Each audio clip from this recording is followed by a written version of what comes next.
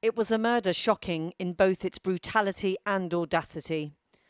When the Saudi journalist Jamal Khashoggi went to his consulate in Turkey to finalise plans for his wedding, he never came out. The Dissident, from the Oscar-winning director Bryan Fogel, tells the story of how Khashoggi was murdered, his body dismembered, the remains destroyed. Jamal Khashoggi alelade bir şekilde öldürülmemiştir. The evidence pointing to a state-sponsored execution. O toplantı odasını tesadüfen seçmediler. The Saudi prince himself stood accused of ordering the killing, but international outrage from countries across the world and the United Nations has resulted in little action beyond condemnation. The Saudi authorities insist it was a rogue operation. 5 unnamed people initially sentenced to death were later imprisoned with 3 others after a secretive trial. The Dissident film suggests for Mr. Khashoggi's family and friends, justice is yet to be done.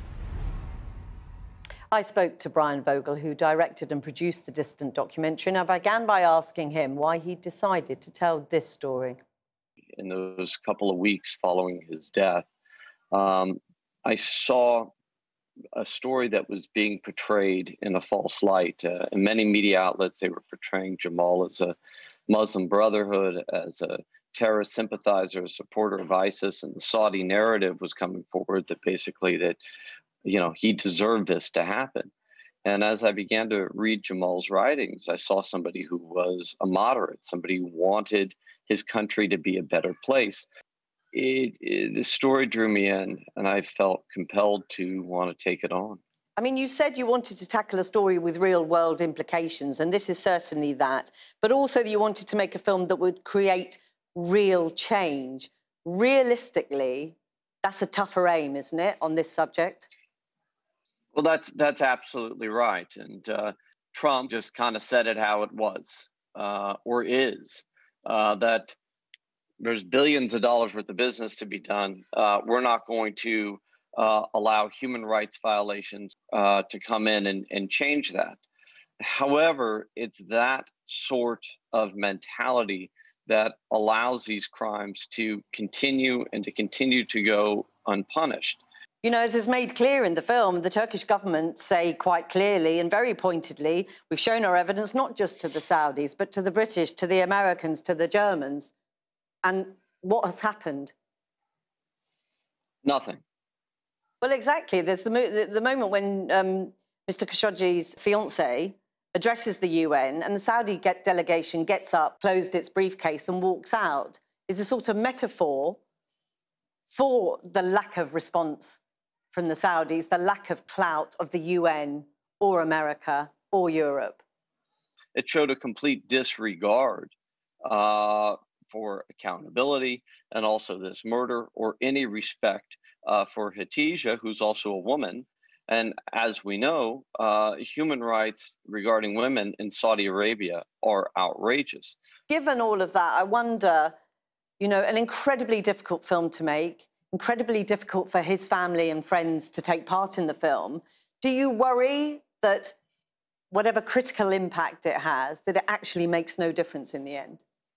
For me, the outcome was making the film for people around the world to see, to learn, to understand this story, hopefully be enraged enough, and then it's on all of us to demand action. And, you know, it was hugely well received at the Sundance Festival, a standing ovation, but no one wanted to buy it. What did you make of that? Well, I make the same thing of the Saudis walking out as Hatice Cengiz speaks in front of the United Nations. It's the same thing of member states of the G20 taking no action other than Turkey. It's the same thing of Donald Trump saying, I'm not going to stop doing business with them over this murder. And the same thing with what we've seen with the global distribution of the film. And just briefly, I mean, is it right that you were trolled? Over the past month, as it's come out in the United States, they've went on to IMDb, Internet Movie Database, and put in hundreds of one-star reviews, thousands. Some have been removed, many remain. They wrote tons of one-star reviews for the film, calling it fake news. They did the same to us on Rotten Tomatoes under the user comments. One of the things that's very powerful is that you completely humanize the man at the center of all of this. He becomes very real through his friends, through his family.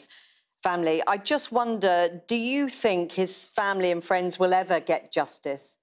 You know, the Saudi authorities, the Saudi prince, they've continually denied any involvement in his killing.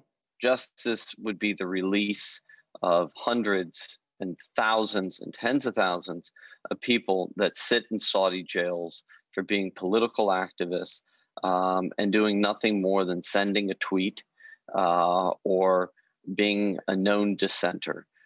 Bryan Fogel, thank you very much for talking to us today.